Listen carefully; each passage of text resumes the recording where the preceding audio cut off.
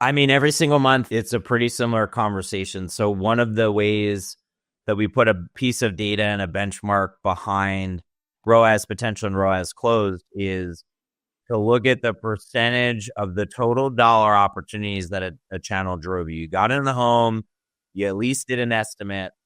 What percentage of those did you close? Our benchmark is 50%. If you're below 50%, there's an opportunity to do better and to maximize more of your opportunity from an existing spend. Some companies do really well. They're above 60%. They're crushing it. Or you'll have a portfolio company that, or an agency as well, where they can look at their clients and see, okay, who is really nailing their conversion rate from total revenue opportunity to sold and closed? What are they doing differently? Are there any best practices we can apply to other brands? But there is this mentality, especially during the summer. Josh, you asked about seasonality earlier. This happens a lot when it gets customer acquisition cost comes down and typically bottoms in June. So PPC the last 3 years, it's been the least expensive to acquire a paying customer in June. Average tickets tend to be their highest. Lead volume tends to be its highest, jump from May to June. So there's a lot that's rolling in, but those unsold estimates grow, and that percentage that converts from total revenue opportunity to sold and closed goes down. And we'll see that get to 45%, to 40%.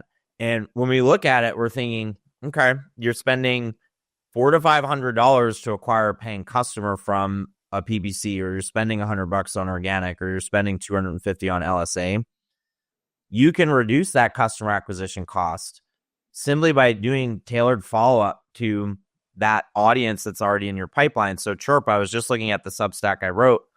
This is a sample of, I think, close to 150 businesses. Chirp generated over $400,000 of net new opportunity by brand in June.